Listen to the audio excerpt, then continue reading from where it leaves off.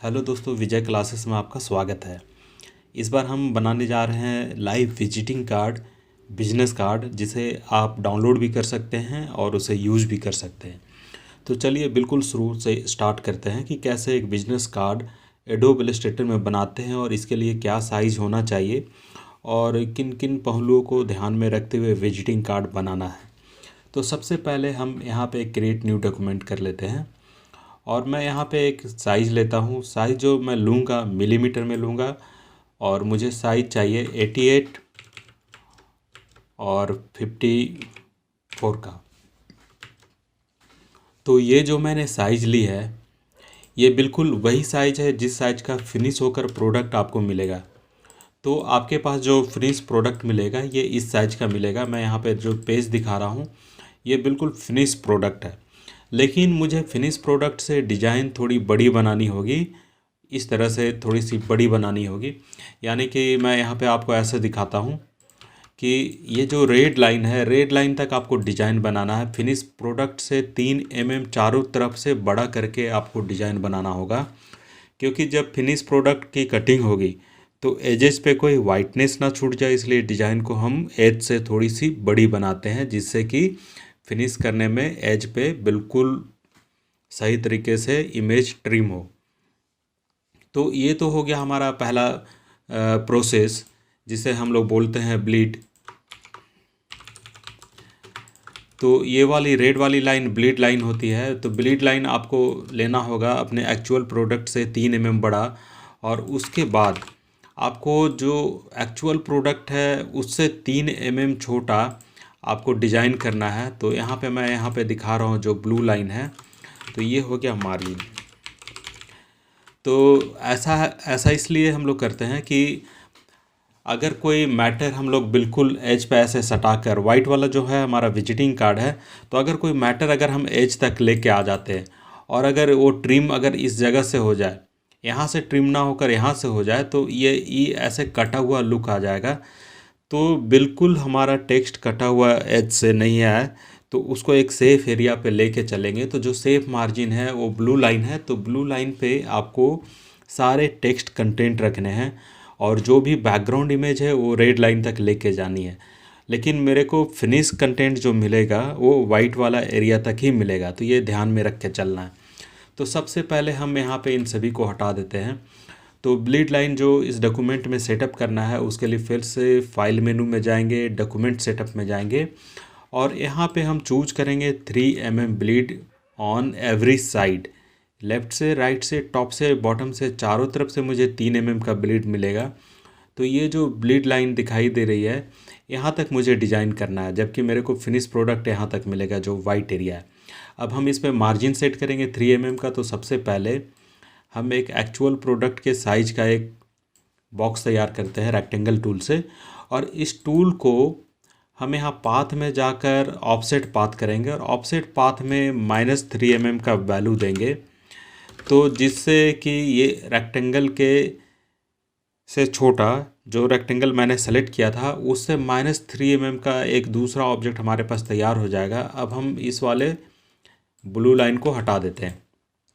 अब ये जो रेक्टेंगल तैयार हुआ है इस रेक्टेंगल को गाइडलाइन में कन्वर्ट करना होगा, क्योंकि अभी ये बॉक्स है, किसी भी कलर में इसको कन्वर्ट कर सकते हैं, लेकिन अगर ये बॉक्स है तो ये आपको डिस्टर्ब भी करेगा। तो क्यों ना ये रेक्टेंगल गाइडलाइन में कन्वर्ट हो जाए। इस रेक्टेंगल को हम लोग राइट क्लिक से सेलेक्ट करेंगे और यहाँ पे चूज करेंगे मेक गाइड।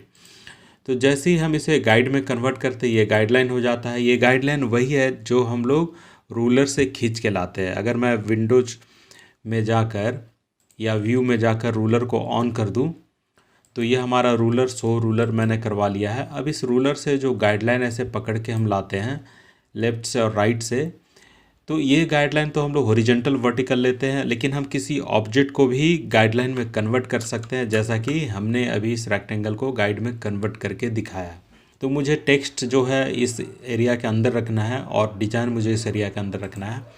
तो ब्लीड को ध्यान में रखते हुए मुझे डिज़ाइन करना है।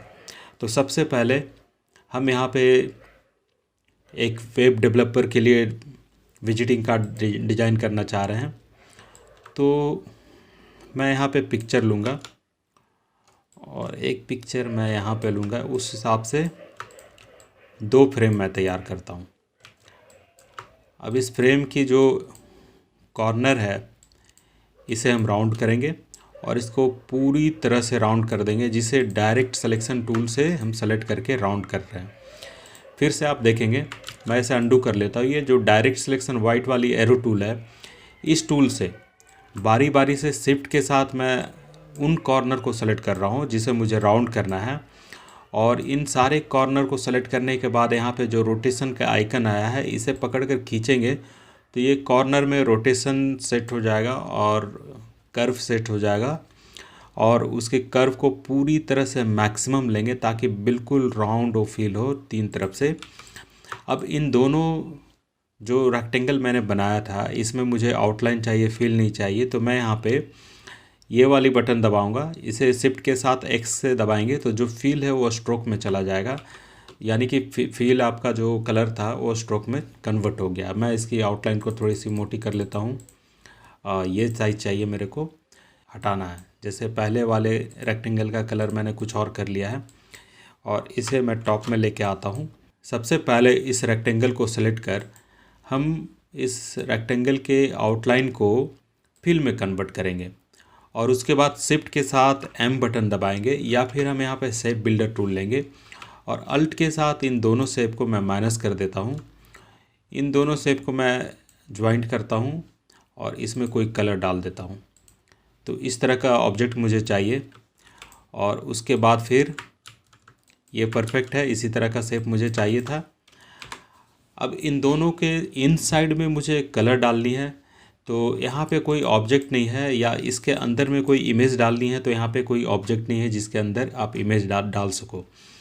तो इमेज डालने के लिए पहले इसके इनसाइड में आपको ऑब्जेक्ट तैयार करना होगा। फिर से इसे सेलेक्ट करेंगे और शेप बिल्डर टूल लेकर कोई कलर चूज करेंगे और बीच में पुट कर देंगे उस कलर को। दूसरे वाले में दूसरा कलर पुट कर देते हैं, तो उससे क्या होता है, जो ब्लैंक स्पेस है उसके साइज का एक नया शेप बन जाएगा और उसमें वो कलर पुट हो जाता है।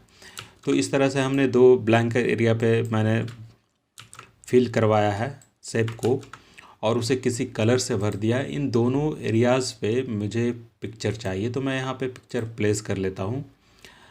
तो मैं एक ये पिक्चर लेता हूँ, एक ये पिक्चर लेता हूँ। इन दोनों पिक्चर को मैं इस तरह से इंपोर्ट करके यहाँ पे लाता हूँ। इस वाले पिक्चर को इसके इनसाइड में डालना है। इस पिक्चर को मैं काफ़ी बड़ी कर लेता हूँ और इसके इनसाइड में डालने से पहले सबसे पहले इसको शिफ्ट के साथ बॉटम में भेजेंगे और इसके साथ में इस शेप को सेलेक्ट करेंगे और कंट्रोल 7 बटन दबा देंगे, जिससे ये प्लेस इनसाइड हो जाएगा। एक तरीका ये था। दूसरा तरीका ये है कि आप किसी भी इमेज को कट कर ले, जिसके अंदर पिक्चर डालनी है उसे सेलेक्ट करें और शिफ्ट के साथ 2 बार D दबाएं, जिससे ये डॉटेड लाइन बनेगा। और इस डॉटेड लाइन बनने का मतलब है कि अभी इसके इनसाइड वाले चीज़ को मैंने एक्टिवेट कर दिया है और जो भी पेस्ट होगा उसके अंदर ही पेस्ट होगा। मैं कंट्रोल V दबा रहा हूँ।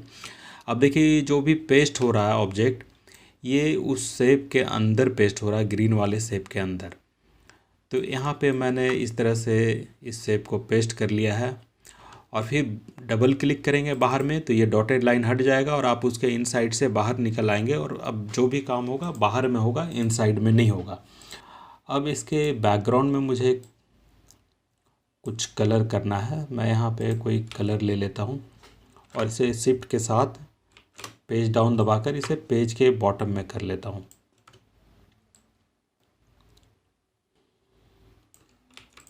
तो इस तरह से मुझे बैकग्राउंड कलर चाहिए।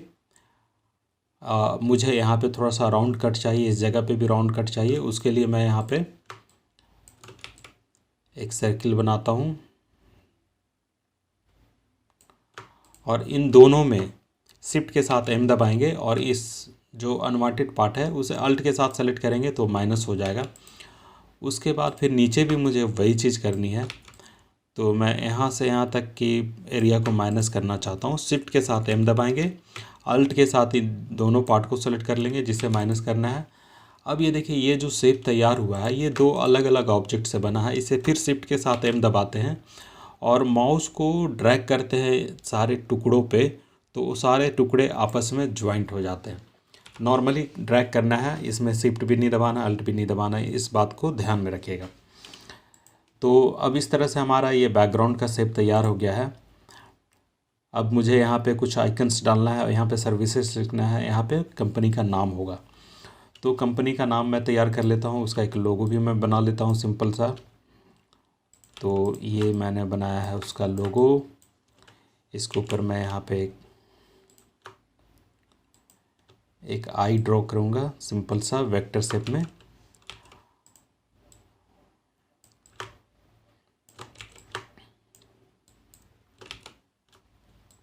इन दोनों को मैं कॉपी कर लेता हूँ। ये जो कॉर्नर है ये काफ़ी नुकीली है, तो मुझे लाइन में जाना होगा स्ट्रोक में, और यहाँ से ये वाली राउंड वाली वैल्यू लेनी होगी, जिससे इसका जो कॉर्नर नुकीली थी उसे मैंने हटा दिया है। अब इन दोनों को मैंने ग्रुप किया, इसे फिर कॉपी के साथ पेस्ट कर देंगे, कॉपी करेंगे और कंट्रोल F से सेम उसी जगह पे पेस्ट होगा। कॉर्नर पे माउस लाकर रोटेशन का ऑप्शन आ जाता है, मैं शिफ्ट के साथ इसे रोटेट कर रहा हूँ। दूसरी वाली ऑब्जेक्ट को मैं यहाँ पे 90% ब्लैक से फिल करूँगा और इसे थोड़ी सी बड़ी कर देता हूँ। अब ये वाली शेप को थोड़ा सा मैं नज़दीक लाता हूँ, सेंटर, और ये वाली शेप को इसके नज़दीक और ये वाली शेप को इसके नज़दीक। तो ये बेसिक सा लोगो मैंने तैयार किया है, और इस लोगो के साथ में यहाँ पे फर्म का एक नेम भी होगा, तो मैं यहाँ पे एक नेम डाल देता हूँ।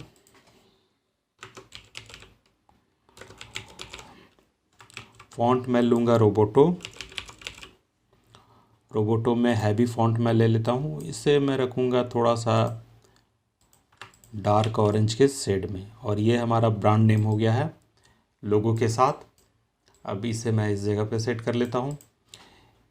इसे थोड़ी सी बेस्ट लुक में देना है, मल्टीपल कलर में ग्रेडियंट डालना है। तो ये जो ऑब्जेक्ट है इसमें ग्रेडियंट डालना है, सिंपल सा तरीका है। ग्रेडियंट वाले ऑप्शन में जाएंगे, यहाँ पे ये जो बार दिखाई दे रहा है इस पर क्लिक कर देंगे, तो बार पे क्लिक करते ही इस पर ग्रेडियंट अप्लाई हो जाता है। अब हम क्या करेंगे कि 2 पॉइंट में अलग अलग कलर डिफाइन करेंगे। पहला पॉइंट में मैं डालता हूँ सियान, और दूसरी पॉइंट में मैं डालता हूँ ग्रीन, थोड़ी सी ब्राइट ग्रीन हम यहाँ पे यूज करेंगे। हाँ, ये परफेक्ट है। दूसरी वाली में भी हम ग्रेडियंट यूज़ करेंगे, और एक साइड में डालता हूँ डार्क रेड और एक साइड लाइट ऑरेंज। तो इस तरह से अभी जो हमने तैयार किया है कलर शेड, ये शेड काफ़ी मैच कर रहा प्रोटेक्ट से, और ये काफ़ी परफेक्ट है। अब इसके नीचे मुझे सर्विसेज लिखनी है, तो सर्विसेज में सबसे पहले मुझे आइकन्स चाहिए, जैसे कि मैं यहाँ पे लिखता हूँ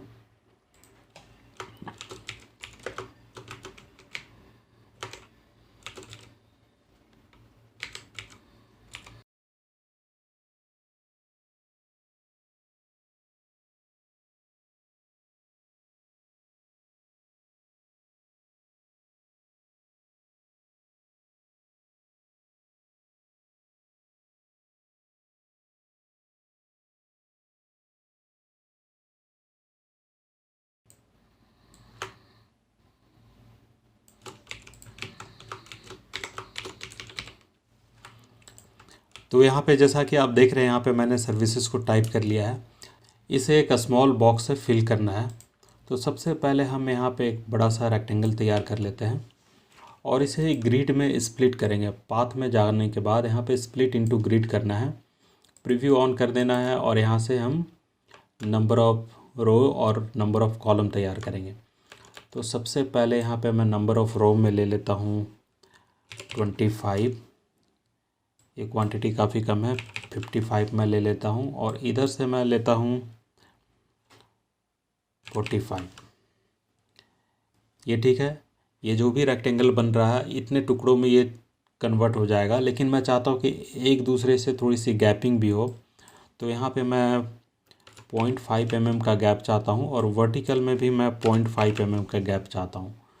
तो ये जो हमारा अभी रेक्टेंगल स्प्लिट हुआ है, ये छोटे छोटे टुकड़ों में स्प्लिट हुआ है, एक दूसरे से 0.5 mm की गैपिंग है, और number of vertical and horizontal में मैंने जितने रो में बांटा था वो यहाँ पे दिखाई दे रहा है। मैं इसे ग्रुप कर देता हूँ और इसे कट करेंगे और इस वाले के अंदर पेस्ट करेंगे। इसे सेलेक्ट करने के बाद शिफ्ट के साथ 2 बार डी दबाएंगे फिर पेस्ट कर देंगे और फिर बाहर में डबल क्लिक करके उसके ग्रुपिंग से या उसके प्लेस इनसाइड वाले ऑप्शन से हम बाहर निकल आएंगे। अगर इसकी वैल्यू मुझे ज़्यादा लग रही है, मैं इसे थोड़ा सा कम कर लेता हूँ। इसे सेलेक्ट करने के बाद इसकी ओपेसिटी को मैं कंट्रोल करूँगा और इसे मैं 70% कर दूँगा, जिससे कि ये थोड़ा सा ट्रांसपेरेंट हो जाएगा और ये हमारा फ्रंट वाला पार्ट डेवलप हो गया है। अब इसके साथ में हम इसके बैक को डिज़ाइन करेंगे। बैक को डिज़ाइन करने के लिए शिफ्ट के साथ ओ बटन दबाते हैं और यहाँ पे आर्ट बोर्ड को कॉपी कर लेते हैं या आर्ट बोर्ड एक न्यू क्रिएट करते हैं। जैसे ही न्यू क्रिएट वाली बटन को दबाएंगे, इसके ब्लिड के साथ एक न्यू आर्ट बोर्ड यहाँ पे तैयार हो जाएगा। अब इस वाले में ये वाला पार्ट मेरा कॉमन होगा, मैं इसे ग्रुप कर लेता हूँ और इसे दूसरी वाली आर्ट बोर्ड में रखता हूँ, लेकिन इसे फ्लिप करा करके रखना है। तो फ्लिप कराने के लिए आपके पास टूल बार में जाने के बाद यहाँ पे रिफ्लेक्ट टूल मिलेगा, इसे डबल क्लिक करेंगे और इसे मैं वर्टिकल फ्लिप कराऊंगा और इसे ओके कर देते हैं। बस इसको दूसरी साइड में यहाँ पे लगा देते हैं। फ्लिप करने के बाद इमेज भी उल्टा हो गया है, ये इमेज इस एंगल में है, ये इमेज इस एंगल में है। तो यहाँ पे इमेज को सीधा करने की ज़रूरत है। तो ये पावर क्लिप के इनसाइड में इमेज है, मैं चाहता हूँ कि पूरे ग्रुप से केवल इस इमेज को मैं सेलेक्ट कर लूँ एक बार में। तो ये डायरेक्ट सिलेक्शन टूल से आप इसे पकड़ेंगे और यहाँ पे फिर से इसे फ्लिप करा देंगे।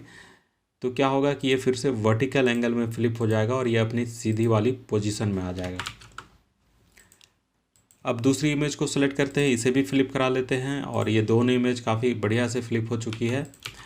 अब वापस हम छोटा करते हैं इस इमेज को। अब यहाँ पे जो लोगोज़ है, लोगोज़ मैं चाहता हूँ कि इस जगह पे मैं डाल दूँ और इसके कॉपी करके यहाँ पे पर्सन का नेम होगा, तो मैं पर्सन का नेम डालता हूँ।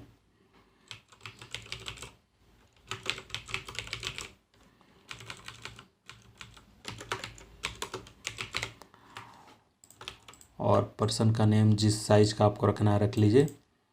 उसके बाद इसके नीचे उसकी डिजिग्नेशन को यहाँ पे सेट करेंगे। सॉफ्टवेयर डेवलपर है तो सॉफ्टवेयर डेवलपर मैं यहाँ पे डाल देता हूँ। अब यहाँ पे आपको कॉन्टैक्ट डिटेल डालना है, जिसके लिए आपको कुछ आइकन्स चाहिए, तो मैं डिस्क्रिप्शन में उस आइकन को दे दूँगा जिसे आप डाउनलोड कर सकते हैं। तो इसमें से जो बिजनेस कार्ड के लिए ज़रूरी आइकन्स है वो आपको यहाँ पे मिल जाएंगे। मैं यहाँ पे एक फ़ोन डालना चाहता हूँ और मुझे ईमेल आईडी डालना है। ये 4 चीज़ें मैं यहाँ से कॉपी कर लेता हूँ। वापस इस वाले फाइल में आएंगे, यहाँ पे पेस्ट करेंगे और इन सब को एक साइज़ का रखना होगा। सबसे पहले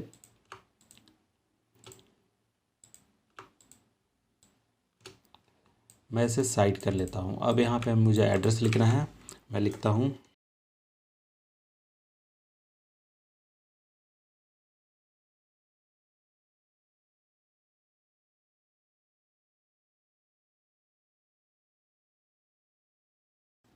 अब इसके आगे मुझे आइकन्स लगाना है, आइकन्स में लगा लेता हूँ। सबसे पहले मैं यहाँ पे फ़ोन नंबर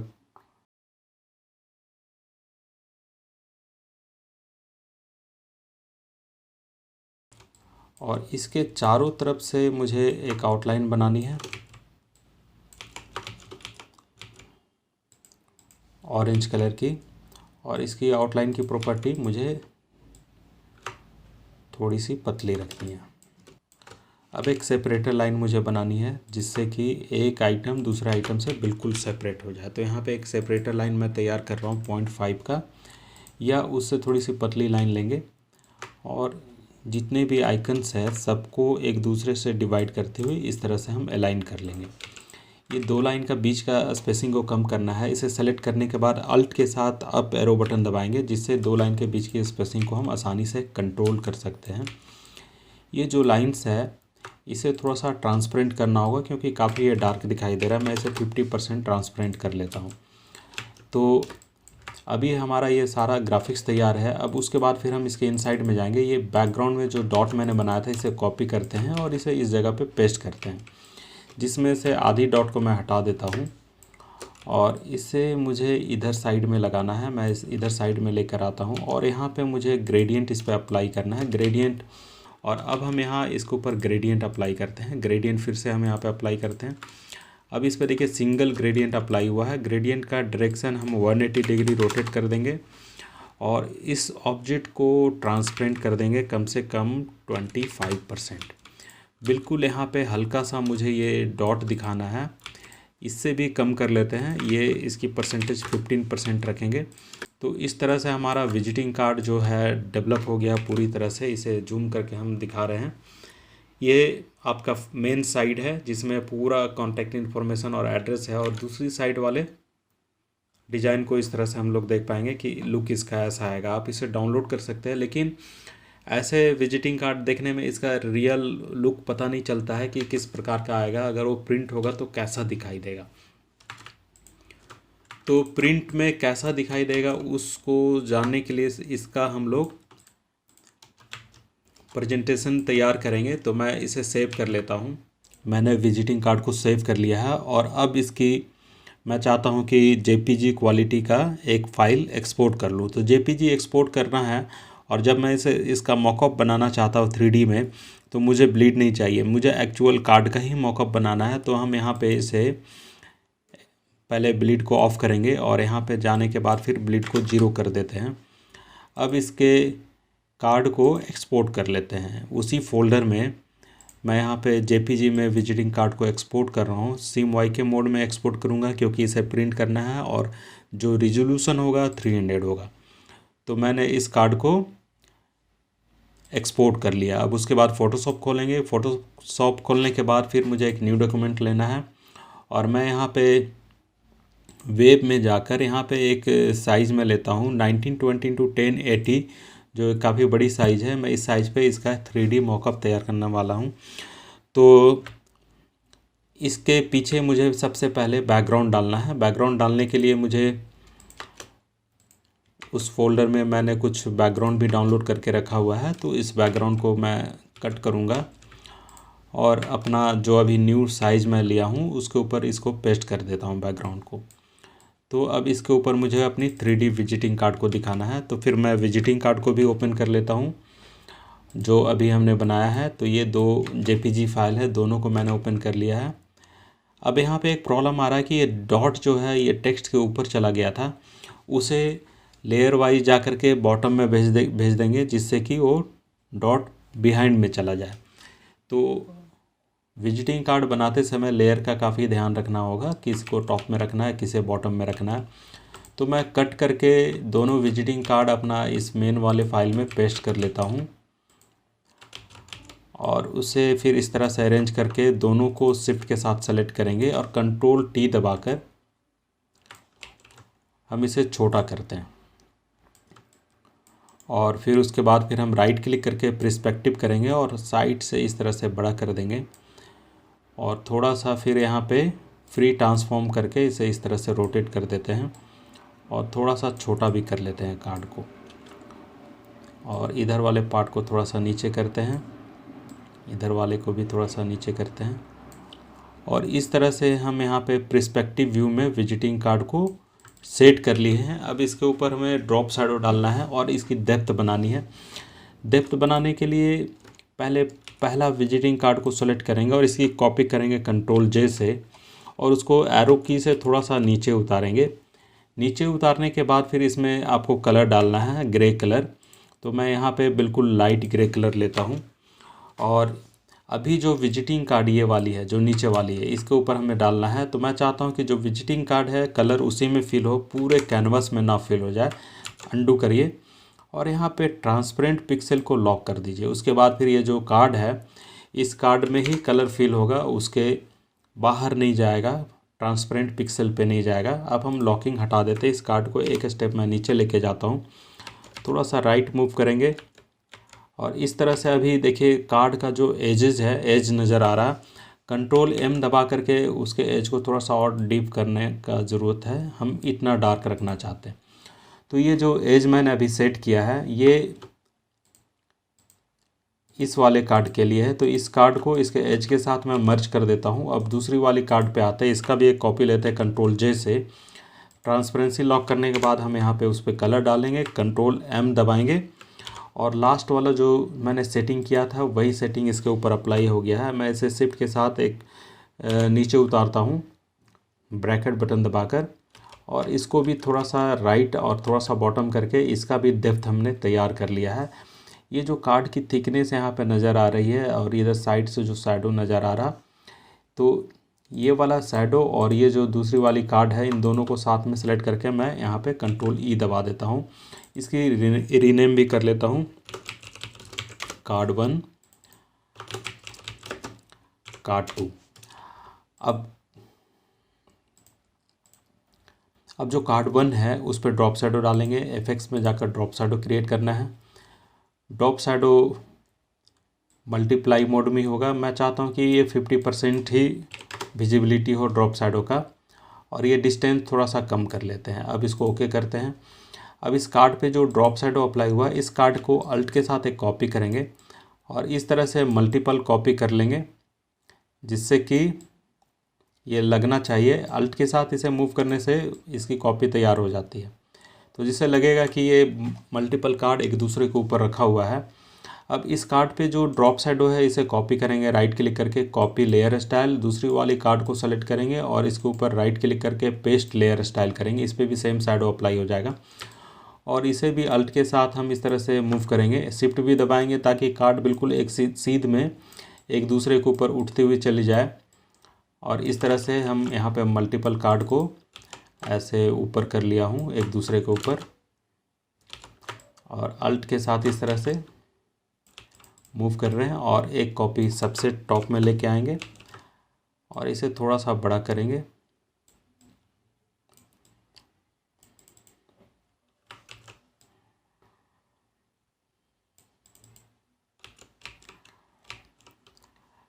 तो इस तरह से ब्रांडिंग के लिए हम लोग बिजनेस कार्ड को तैयार करते हैं और उसे प्रेजेंट करते हैं 3D में, ताकि कस्टमर को समझ में आए कि वो बिजनेस कार्ड वाकई में प्रिंट होने के बाद कैसा दिखाई देगा। तो इस कार्ड को हमारे डिस्क्रिप्शन से आप डाउनलोड कर सकते हैं और जिसे रीयूज कर सकते हैं अपने अकॉर्डिंग, अपने डिज़ाइन के, अपने कस्टमर के नीड के हिसाब से।